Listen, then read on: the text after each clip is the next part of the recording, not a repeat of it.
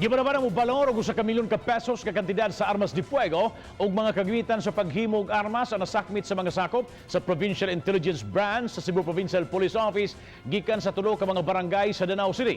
Kiatul sila gipahigayon nga one-time, big-time operation niadtong Holy Wednesday. Si Chona Carion sa report. Girumbo sa PIB ang mga barangay sa Kahumayan, Manlayag ug Suba sa Danao City. Nasakmit sa kapulisan ang nagkalain-laing klase sa mga armas de fuego ug ang wa pa nahuman og assemble nga mga armas. Aduna usay nakuha nga nagkalain-laing machines nga gamiton sa paghimo og mga armas. Mas gidoble na karon ang kampanya Batok Loose Firearms nunot sa posibilidad nga gamiton kini sa private arm group sa mga kandidato ning nagsingabot nga eleksyon. Mato ni Chief Superintendent Manuel Gairlan, PRO 7 Director, nga padayon ang ilang paghukod sa mga manghimuay og armas sa Danao City. Marami yung kanilang ongoing production. We suspect that this is part of the orders before the election. This is a big blow to the illegal firearms manufacturing. And hindi lang Cebu ang makikinabang dito, it's the whole nation because ito nakakarating ay pati nga daw sa ibang bansa.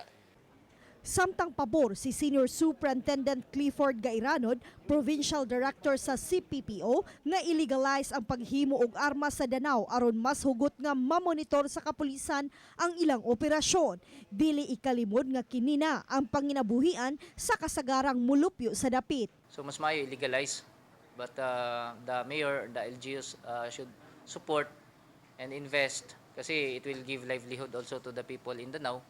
Kasi alam naman natin na noon pa, hindi pa nga yata ako pinanganak, nandun na yung gun manufacturing sa Danao.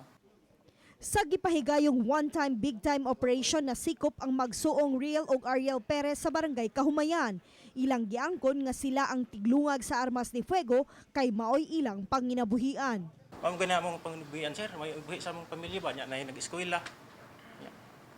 Ug na mo man sa ligan kay ug sama na mo ako'y grado niya. Paano tayo may taon?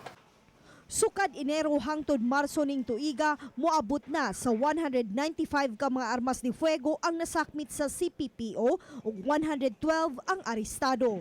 Chona Carion, Balitang Bisdak.